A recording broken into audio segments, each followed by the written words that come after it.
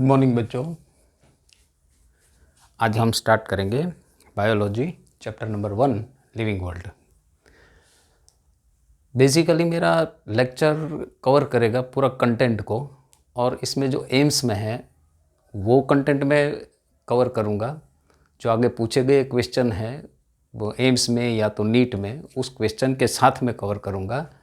Basically मेरा पूरा lecture है इस 3 पार्ट में होगा। पहले 1 मिनट इफ़ यू, तो आपको अगर बेर नहीं कर सकते हैं तो पहला फर्स्ट मिनट आप फास्ट फॉरवर्ड करके देख सकते हैं, वो थोड़ा फिलोसॉफिकल होगा।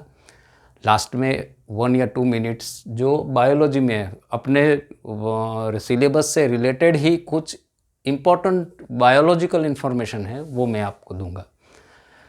ये मेरा स्टैंडर्ड मेथड रहेगा फॉर अ लेक्चर। तो आज हम स्टार्ट करेंगे जो हमारा फर्स्ट लेक्चर है लिविंग वर्ल्ड। तो आज का हमारा जो फिलोसॉफिकल टॉपिक आप बोल सकते हैं वो स्टडी। आप स्टडी कैसे करेंगे? तो पहले तो आपका text book you have to go thoroughly 8 to 10 times. पूरा टेक्स्ट बुक आप 8 से 10 बार देख लीजिए। रीड करना ज़रूरी है, लेक्चर भी ज़रूरी है, रीड करना भी ज़रूरी है। अगर आपके पास कोचिंग की कैपेसिटी है, एबिलिटीज़ है तो जाइए, आप अपनी तरफ से उसको परखिए, ज़रूरत है तो लीजिए, इसमें कोई प्रॉब्लम नहीं है। बेसिकली मैं ये इसीलिए स्टार्ट कर रहा हूँ कि बहुत से बच्चे ये कोचिंग अफोर्ड नहीं कर सकते हैं। तो ये यूट्यूब के प्लेटफॉर्म पे मैं ये बायोलॉजी के वीडियो डाल रहा हूँ। तो स्टडी में हम अपना टेक्स्ट बुक पूरा फर्स्ट से लास्ट तक एक रिलीजियस बुक की तरह पढ़ेंगे, हर लाइन को समझेंगे। मिनिमम 8 से 10 बार पढ़ना ज़रूरी है, मैं ऐसा समझता हूँ। आप कम पढ़े या ज़्यादा पढ़े तो कोई प्रॉब्लम नहीं है, लेकिन कंटेंट को एकदम से सही तरीके से समझना ज़रूरी है। सेकंड थिंग कि आप इसके साथ एक एग्जाम्पलर भी आता है जो आपको इंटरनेट से मिल जाएगा, वो भी आपको स्टडी करना ज़रूरी है। साथ में हर एक यूनिट में या तो एक जो बायोलॉजिस्ट या बायोलॉजी में जिसका मेजर कंट्रीब्यूशन है उसका नाम भी याद रखना ज़रूरी है। तो उसका क्या कंट्रीब्यूशन है वो भी याद रखना ज़रूरी है। इसीलिए जो भी फ़ोटोज़ दिए हुए, या पहला जो दिया है अर्नेस्ट मेयर का दिया हुआ है, फिर किसी लेडी का दिया हुआ है, ऐसे बहुत सारे फ़ोटोग्राफ दिए हैं और उसका कंट्रीब्यूशन दिया हुआ है, वो भी याद रखना ज़रूरी है। और आप हर जो चैप्टर स्टार्ट करो और ख़त्म करो, वो चैप्टर में अपने आप को try to evaluate yourself. बहुत सी बार आप जो नीट बेस्ड में कहाँ से अगर शॉर्ट क्वेश्चन अवेलेबल है वो आप देखने की ट्राई करो, then you will be able to get a confidence. उसमें आपका कॉन्फिडेंस बिल्डअप होता जाएगा। हर एक चैप्टर के एंड में जो नीट में पास्ट में पूछे गए ऐसे 20-30 क्वेश्चंस में लूँगा, लेकिन not in a form of question answer. क्या पूछा गया था और इसको आंसर कैसे करना है, ये मैं हर एक चैप्टर के एंड में लूँगा। और ये नीट बेस्ड में ही मैं पूरा उसका फोकस रखा है। लेकिन टेस्ट की बेस से अगर आपको उसका स्टेट सिलेबस है या सेंट्रल सिलेबस एनसीईआरटी सिलेबस में आपको अपीयर करना है तो उसमें भी आपको प्रॉब्लम नहीं आएगी, क्योंकि हर एक जो भी सब्जेक्ट लूँगा या जो भी कंटेंट लूँगा वो पूरी डेप्थ से पढ़ाऊँगा मैं। तो आप एक तो स्टडी, जब आप स्टडी करो तब फर्स्ट थिंग याद रखो कि you have to be honest with yourself. अपने आप से एक ऑनेस्टी रखो। अगर नहीं पढ़ना है तो नहीं पढ़ना है, अगर पढ़ना है तो 100% लगा के पढ़ना है। Second thing, don't study bye sacrificing your sleep. Sleep 7 घंटा नेसेसरी है, वो लेना ज़रूरी है।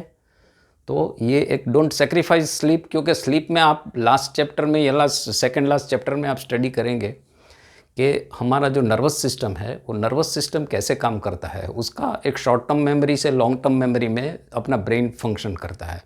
तो ये सब जो प्रक्रिया होती है वो नाइट आवर्स में या स्लीपिंग टाइम में ही होती है। तो ये स्लीप हमारा बहुत आवश्यक है, स्टडी के लिए भी आवश्यक है। तो डोंट मिस योर स्लीप। हाँ, और दूसरा, अगर आपका मन करता है थोड़ा एंटरटेनमेंट 5 मिनट्स 10 मिनट्स तो आप कर लीजिए, इसमें कोई बुराई नहीं है, लेकिन जब आप स्टडी करो you focus on the study. तो आज हमारा फर्स्ट चैप्टर लिविंग वर्ल्ड है। तो लिविंग वर्ल्ड में हम क्या स्टडी करेंगे? What is living?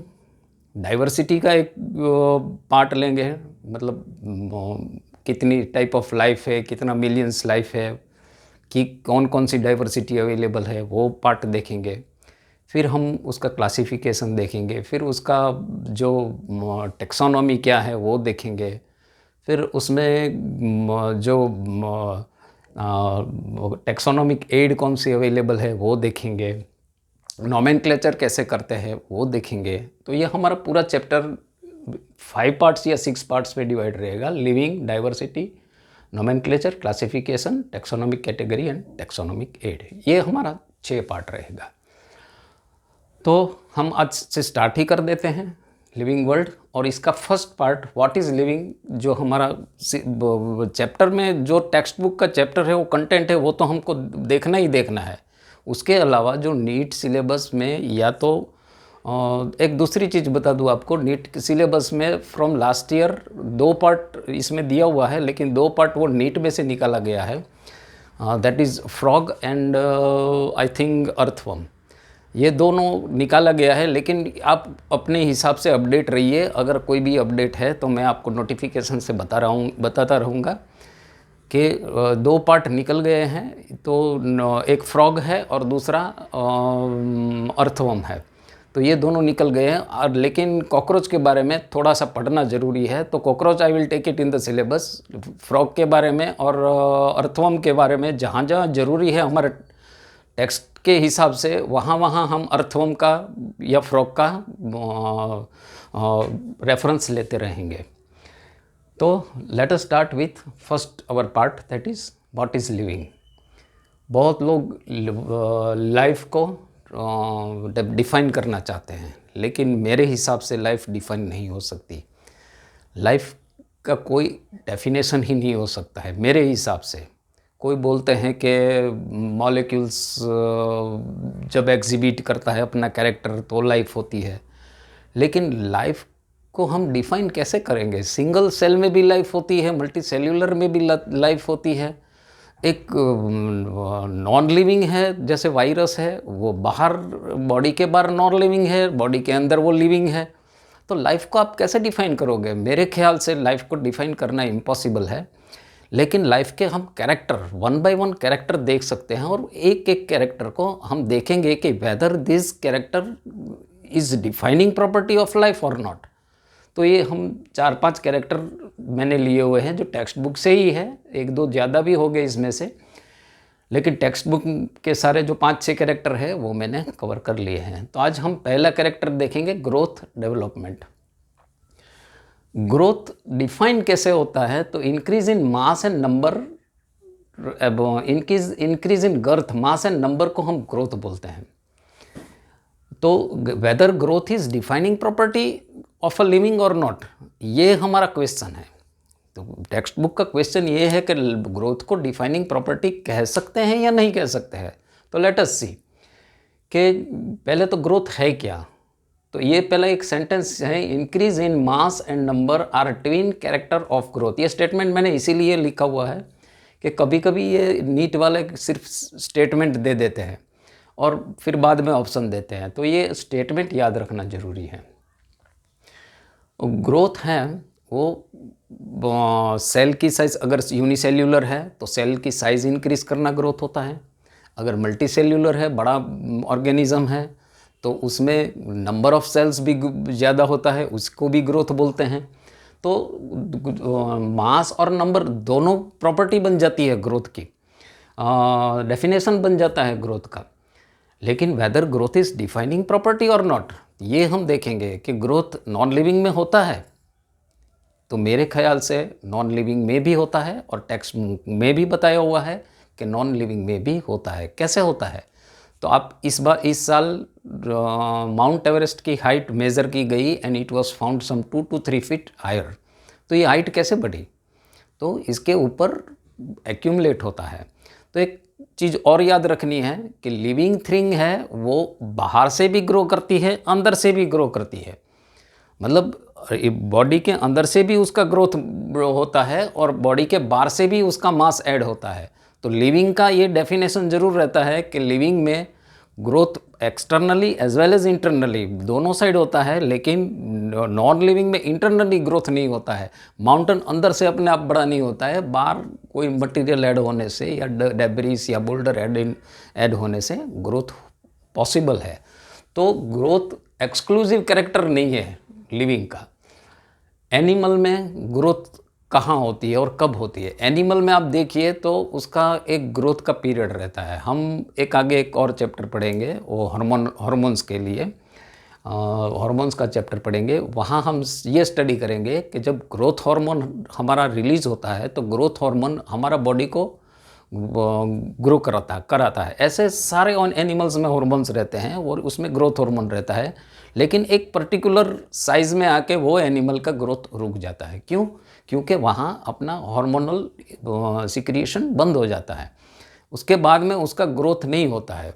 तो ये एक बेसिक जो एनिमल्स का कैरेक्टर है, लेकिन प्लांट्स में ऐसा नहीं होता है। प्लांट्स का लाइफ टाइम ग्रोथ रहता है। क्यों?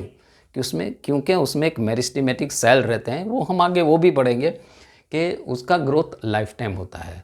तो पूरा ग्रोथ में यही देखना है कि growth is not a defining character नहीं है। ये ग्रोथ अगर internally as well as externally है तो लिविंग में काउंट किया जाएगा, अगर सिर्फ एक्सटर्नली है तो लिविंग में काउंट नहीं किया जाएगा। Increase in mass and number ये ट्विन कैरेक्टर है। एनिमल है वो उसका growth limited period of time में होता है, उसका डेफिनेट शेप एंड साइज होता है। आप 5 फीट से लेके 7-8 फीट तक का आदमी देख सकते हैं, लेकिन आप बोले 25 फुट का आदमी, तो ये पॉसिबल नहीं है, क्योंकि वहाँ इसकी लिमिट आ जाती है। तो लिविंग फॉर्म है वो एक पर्टिकुलर शेप एंड साइज़ में होता है। नॉन लिविंग का कोई शेप एंड साइज़ नहीं होता है। माउंटेन है वो छोटा सा भी मिलेगा आपको, जैसे आप देखिए एरावली भी मिलेगा, एवरेस्ट भी मिलेगा, और अपने आप आजू इर्द गिर्द देखिए तो छोटा सा हिल भी रहता है, बड़ा सा माउंटेन भी रहता है। तो in short growth is not a defining character नहीं है, लेकिन ग्रोथ अगर internal as well as external है तो वो लाइफ डिस्क्राइब कर सकती है। It is a defining property of life, it is a defining property of a living, ये लिविंग कैरेक्टर होता है। तो ये आज हमारा ग्रोथ का पार्ट ख़त्म हुआ। मैंने आपको एक चीज़ बताई थी कि लास्ट में मैं एक चीज़ बताऊंगा कि which is of biological importance है, और आपके आगे कुछ टेक्स्ट में भी कवर होगा। तो मॉस्किटो में फीमेल मॉस्किटो बाइट करती है, मेल मॉस्किटो बाइट नहीं करती। आपको पता है क्यों? तो मॉस्किटो ये हमारा एनिमल किंगडम में आर्थ्रोपोडा में आएगा। इट इज़ उसका क्लास इंसेक्टा है, उसमें आएगा। तो मॉस्किटो फीमेल मॉस्किटो सिर्फ बाइट करती है, मेल मॉस्किटो बाइट नहीं करता है। मॉस्किटो बेसिकली ब्लड चाहता ही नहीं है। ये मॉस्किटो है, they are feeding on nectar, जो हम मधु कहते हैं ना, वो नेक्टर जो फ्लावर में से नेक्टर है वो नेक्टर सकिंग है। लेकिन उसका जब फीमेल का जो एग्स है उसको उसका हमारा एल्ब्यूमिन, हमारा प्रोटीन चाहिए उसका डेवलपमेंट के लिए। तो फिर जब फीमेल ब्रीडिंग करते हैं, मेल और फीमेल ब्रीडिंग करते हैं, तो फीमेल को एग्स के लिए उसका एल्ब्यूमिन चाहिए होता है, वो हमारे ब्लड में होता है। तो इसके लिए वो ब्लड सक करते हैं। Basically they feed on a nectar, they do not feed on blood ये रेगुलर खुराक नहीं है इसका।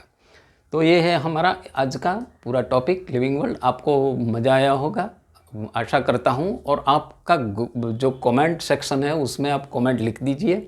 अगर कुछ मिस हो गया होगा, I will take 1 by 1 everything in this part, so don't worry. इसमें आप चिंता मत करें, जितना अपना सिलेबस में कवर है वो सारा टेक्स्ट बुक का वर्ड टू वर्ड हम पूरा ले लेंगे।